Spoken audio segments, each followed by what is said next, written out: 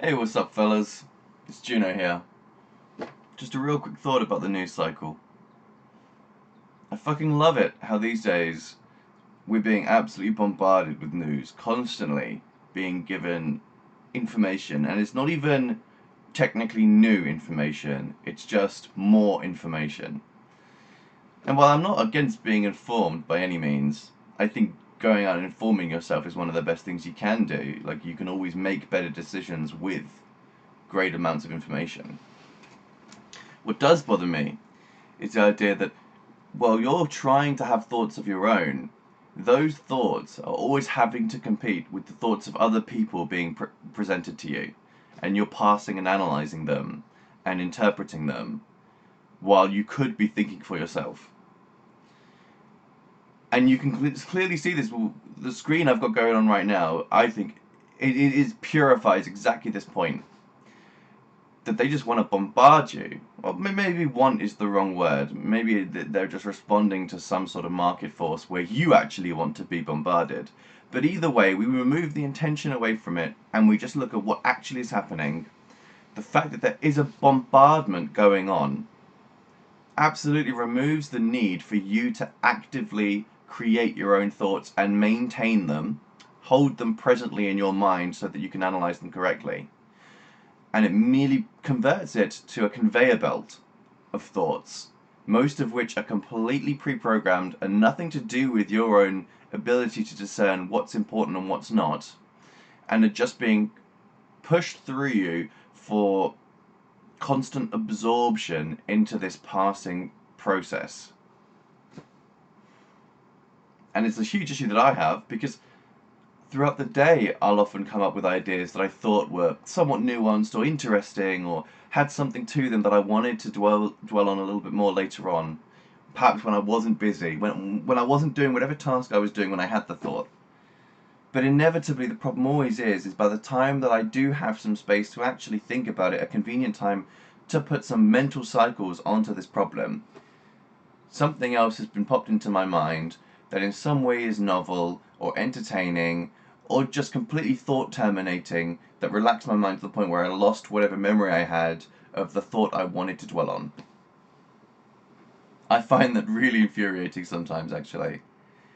And I can't tell you the amount of times that I have thought I would like to think about something, and then I've wondered, shall I write that down just in case I do forget? And inevitably I tell myself some rationale or excuse for not going to the effort of finding something to write it down on, and then completely forgetting about it later, and spending more time being annoyed and trying to remember what it was that I so badly wanted to think about than I would have actually spent thinking about the thing if I'd stopped and done it at the time. I know you can't always do that, but I can see an issue with that being the way it is.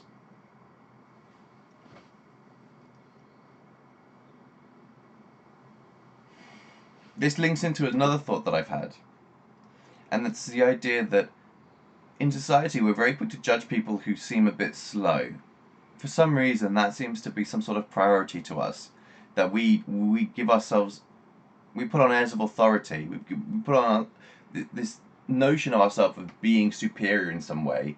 If we're quicker at doing something, if we're faster, if we're better, if we're stronger, if we're smarter, and we use a varying amount of signals to interpret this. But exactly that process of using signals to determine something, I think, is at the base of something quite difficult to express, but problematic. And if I just make an attempt here, what it is that we might look at somebody else, come to a conclusion before they do, and feel good about ourselves for our quickness and intelligence, or just how savvy we are in whatever field we're navigating. But what we've done to reach that conclusion so fast is, or could potentially be, costly, whereas the person who is taking their time and appears to be somehow slow, or what we may think of as somehow retarded, is simply waiting for more verification. But that tends to mean then they actually make slower but better decisions. And you can, I think you do see this. I think that there is this internal competition between us where we all want to be the fastest to something. Because in nature, I'm sure there was some sort of advantage to being first. And so that if you're in the ones who get to something quicker, like food, obviously, then you're more likely to benefit from it. However, that can be totally abused because then you can just rely entirely on these subtle signals which influence your perception of something, and then in your effort to want to be first to something, you draw a conclusion based on very weak evidence, essentially, on just a few signals. Then the people who don't do that, you can look at as being backwards because they, in your mind, are completely ignorant to the nuance of it. However, in reality, what could be the case is you're being easily led by somebody who's, or any agent, that's feeding you these half-truth signals that you think you're being so adept by interpreting and following correctly, but actually you're being totally led astray.